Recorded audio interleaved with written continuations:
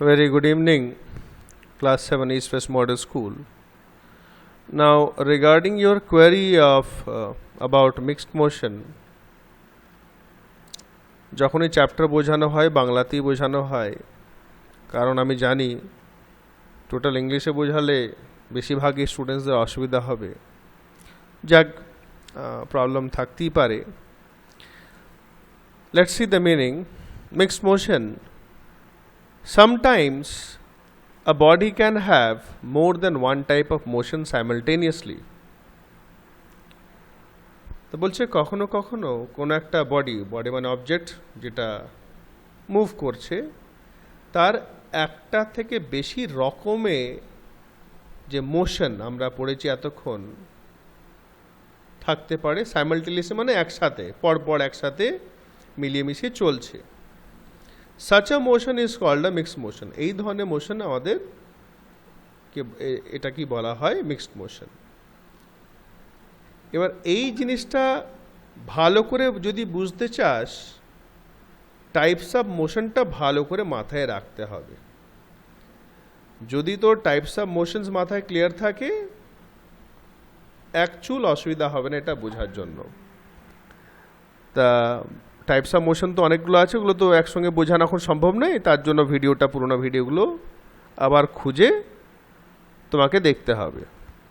আর যদি না পাও আমাকে বলবে, আমি চেষ্টা করবো আবার খুঁজে বার করে দিতে, যদি না পাস। তাহলে যে সমস্ত অনেক সময় অনেক অবজেক্টস বা বডি একসঙ্গে এক থেকে বেশি রকমের motion, different types of motion তারা একসঙ্গে তাদের মধ্যে থাকে হয়, এই ধরনের মোশনকে বলা হচ্ছে মিক্সড মোশন। অনেক কটা এক্সাম্পল আছে, একটা করে আলোচনা করব। এক নম্বর বলছে the wheels of a moving vehicle such as a cycle, car, train, এতগুলো গাড়ি বলেছে, এতগুলো ভেহিকলস বলেছে, have both translatory as well as rotary motions. তা এদের চাকার মধ্যে দুটি মোশন থাকে, দুই রকম একসাথে, কিন্তু ট্রান্সলেটরি তার সাথে সাথে রোটেটরি। ট্রান্সলেটরি মানে দু রকম হয়, একটা হচ্ছে রেক্টিলিনিয়ার বা লিনিয়ার যেটা সোজা যাচ্ছে, একটা কার্ভি লিনিয়ার, দেখবি খুলে দেওয়া আছে। তো এখানে চাকাগুলো একটা সোজা যাচ্ছে লাইনে, সেটা হলো ট্রান্সলেটরি। প্লাস এই যে চাকাটা ঘুরছে, এই যে রিমের মধ্যে মাঝখানে একটা সাপোর্ট থাকে, ঘুরে যাচ্ছে, এটা হচ্ছে রোটেটরি মোশন। তো দু রকমই মোশন একসাথেই হচ্ছে। যখন একটা স্থান থেকে আরেকটা স্থান যাচ্ছে ওটা ট্রান্সলেটরি মোশন, স্ট্রেট লাইনে আছে লিনিয়ার, আর রোটেট করতে করতে। তাহলে এখানে দু রকম রয়েছে। আর এক্সাম্পলস রয়েছে,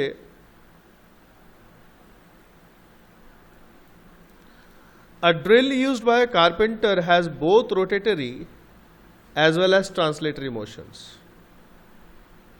as its tip moves ahead inside the wood while rotating.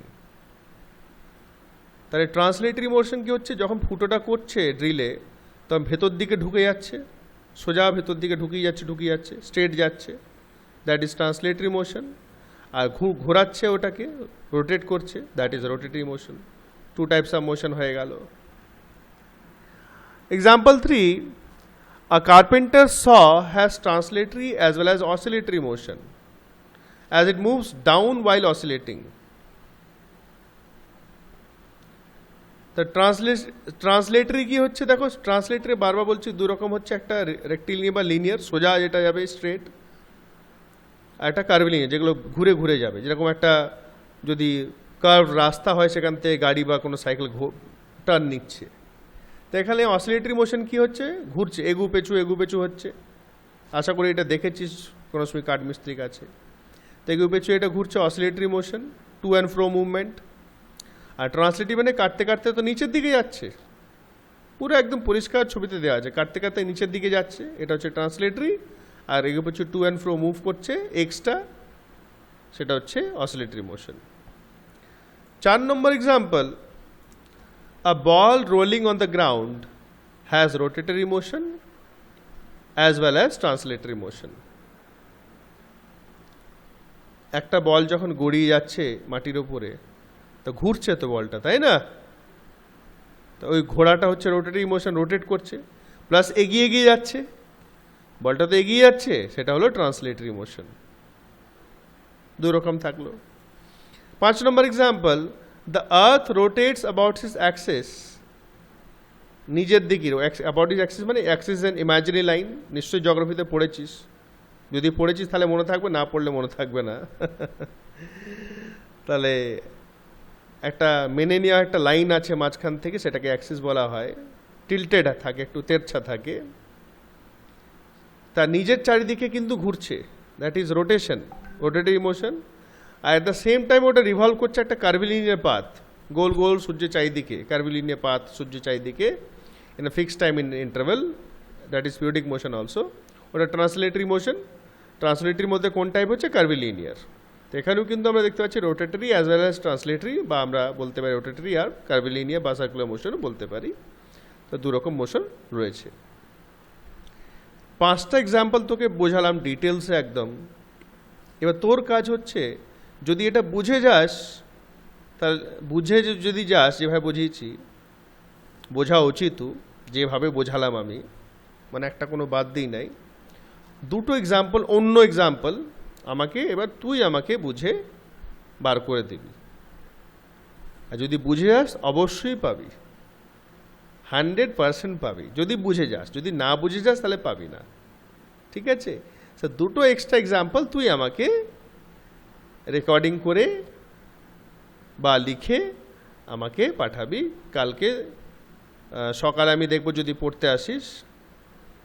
Time তো করা হয়েছে, কারণ পরে নালে ভিডিও কখন কি বানাবো আমার তো সময় পাবো না আমি, যদি যখন পাবো তখন বানিয়ে দেবো আমি।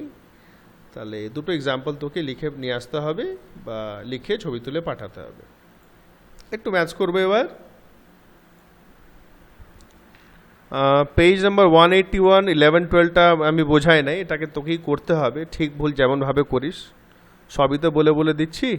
ওই প্রসেসগুলো এখানে আছে, এই দুটো তোকে নিজে করতে হবে। ওই দুটো কালকে আমি সকালে দেখব যদি আসিস, নাহলে ছবি তুলে পাঠাবি। আর ছবি তুলে পাঠালে আমাকে যেন নক করবি যতক্ষণ না চেক হয়ে যায়, ঠিক আছে না? যেগুলো পুরোপুরি বলে দিই, সেগুলো তো না বললেও হবে, না চেক করলেও হবে, কেন সব তো বলে দিচ্ছি। যেগুলো নিজে থেকে পুরোপুরি করতে দেবো সেগুলো যেন অবশ্যই চেক করে নিবি।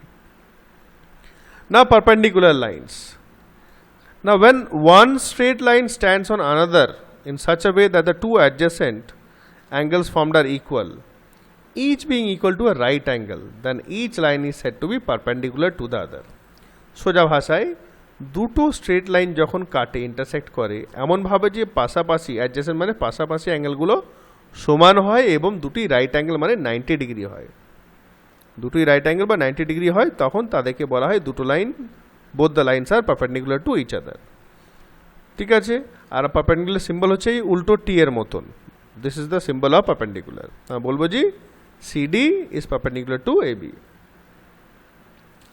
পারপেন্ডিকুলার বাইসেক্টর মানে, পারপেন্ডিকুলারটা আমরা ডিসকাস করলাম, পারপেন্ডিকুলার 90 ডিগ্রি থাকবেই, আর বাইসেক্টর মানে একটা লাইন সেগমেন্টকে হাফ হাফ কাটবে, ইকুয়াল ইকুয়াল, আর মিড পয়েন্ট থেকে পাস করবে। The perpendicular bisector of a line segment is a line perpendicular to the given line segment and passing through its midpoint. তাহলে এখানে আমরা বলতে পারছি যে PQ intersects AB at M, PQ AB কে কাটছে, intersect মানে কাটছে M পয়েন্টে, such that এইভাবে কাটছে যে AM equals to MB, দুটি AM আর MB দুটো সমান সমান ভাগ, আর অ্যাঙ্গেলটাও আছে এখানে ইন্টারসেকশনে 90 ডিগ্রি। এটা হচ্ছে 90 ডিগ্রি সিম্বল, এটা মাথায় রাখবি, 90 ডিগ্রি, এই যে বক্স স্কোয়ার পাওয়ানি, এরকম যখন হবে সেটা বলবো আমরা পারপেন্ডিকুলার বাইসেক্টর।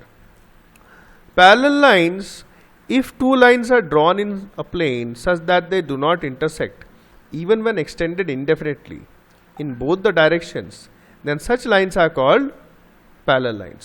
যখন দুটো লাইন এমনভাবে থাকবে দুই দিকে যদি আমরা এক্সটেন্ড করি, বাড়াতে থাকি এন্ডলেসলি, মানে যত খুশি আমরা, কিন্তু তারা মিলে না, তারা ইন্টারসেক্ট করে না, মিলে না, তখন এরকম ধরনের লাইন্সকে বলা হয় প্যারালাল লাইন্স। আর প্যারালালের সিম্বল হচ্ছে এই দুটো মাঝখানে এই যে দাগ, এল প্যারালাল টু এম, দুটো লাইন আছে L and M, so L is parallel to M, এটা বলা হয় L is parallel to M.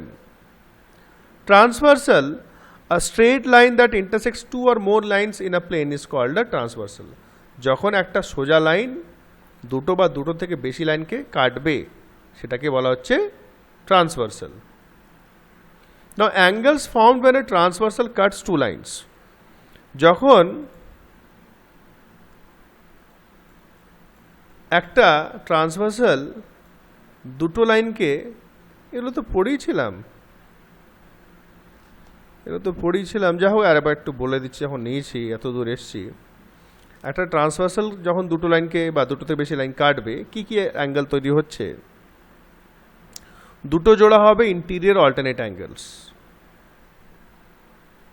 Alternate বলেছি, ট্রান্সভার্সাল একটা এপারে থাকবে, একটা এপারে থাকবে। 3 আর 6 একটা জেড শেপ ফর্ম হবে, আর এইদিকে 4 আর 5 ইন্টিরিয়র, এটা ইন্টিরিয়র অল্টারনেট। আর হচ্ছে 2 পেয়ার্স এক্সটিরিয়র অল্টারনেট বাইরে, এটা হচ্ছে 1 আর 8। মাথায় রাখবে হামেশা অল্টারনেট হবে এই ট্রান্সভার্সালে, একটা এদিকে হবে, একটা এদিকে হবে। সো 1 8 অ্যান্ড 2 7 এটা বাইরে, লাইনের দুটো বাইরে বাইরে বলে এক্সটিরিয়র। 4 পেয়ার্স অফ করসপন্ডিং অ্যাঙ্গেল, চারটে জোড়া হচ্ছে করসপন্ডিং অ্যাঙ্গেলস। 1 আর 5 এটা লাইনের ওপর দিকে, এটাও লাইনের ওপরে। 1 5 লাইনের নিচে 3 আর 7, একটা ওপর ওপর 1 আর 5, আর নিচে নিচে 3 আর 7, এইদিকেও ওপর ওপর 2 আর 6, আর নিচে নিচে 4 আর 8, চারটে জোড়া। 2 pairs of co interior or conjoined or allied angles, co interior বা কনজয়েন্ট বা অ্যালাইড অ্যাঙ্গেলস বলা হয়। সহজ ভাষায় কো ইন্টিরিয়র অ্যাঙ্গেলসটা মনে রাখবি। কো ইন্টিরিয়র মানে ভেতরে, একই দিকে, 4 আর 6 আর 3 আর 5, এগুলো হচ্ছে কো ইন্টিরিয়র অ্যাঙ্গেলস। এবার বলছে results when two parallel lines are cut by a transversal, যদি দুটো প্যারালাল লাইনকে কোনো একটা ট্রান্সভার্সাল কাটে, তখন এই যে পড়লাম আমরা ইন্টিরিয়র অল্টারনেট অ্যাঙ্গেলস আর ইকুয়াল, এখানে 3 আর 6 আর 4 আর 5 ইকুয়াল হবে। এক্সটিরিয়র অল্টারনেট অ্যাঙ্গেলস আর ইকুয়াল হবে, corresponding angles will be equal. আর co interior angles are supplementary, co interior অ্যাঙ্গেলসের সাম হবে, সাপ্লিমেন্টারি মানে 180 ডিগ্রি। এগুলো আমরা যদি মিসিং ভ্যালিউসগুলো থাকলে ওগুলো আমরা এই প্রপার্টিজ দিয়ে আমরা ইজিলি সলভ করতে পারবো। তো এক্সামও নিয়েছিলাম, করেছিলিস তো। Now condition of parallelism of two lines, কি কন্ডিশনে, কোন কন্ডিশনে দুটো লাইন প্যারালাল হবে? বলছে if two straight lines are cut by a transversal such that, যদি দুটো স্ট্রেট লাইনকে ট্রান্সভার্সাল কাটছে কিভাবে? A pair of alternate angles R equal, যদি অল্টারনেট অ্যাঙ্গেলস এক জোড়া যদি সমান হয় তাহলে প্যারালাল হবে। Or a pair of corresponding angles R equal, যদি এক জোড়া করসপন্ডিং অ্যাঙ্গেলস ইকুয়াল হয় তাহলে দুটো লাইন প্যারালাল হবে। অথবা যদি ইন্টিরিয়র অ্যাঙ্গেলসের same side of the transversal যদি দুটো রাইট অ্যাঙ্গেলস হয় তখন হবে প্যারালাল। তো এই এদের মধ্যে যে কোনো একটা কন্ডিশন যদি হয় তখন দুটো লাইন প্যারালাল হবে। এক্সাম্পলস কটা ভালো করে দেখবি, কোনো এক্সাম্পলে যদি ডাউট হয় আমাকে অবশ্যই বলবি। এক্সাম্পলগুলো দেখে নেওয়ার পর, বুঝে নেওয়ার পর, আমি বেশি নয় এরকম দিয়েছিলাম তোকে, 1 2 3টা একটু করে আমাকে পাঠাস। কোয়েশ্চেন নাম্বার 1 2 3, কোয়েশ্চেন নাম্বার 1 2 3টা আমাকে পাঠাস। Thank you very much.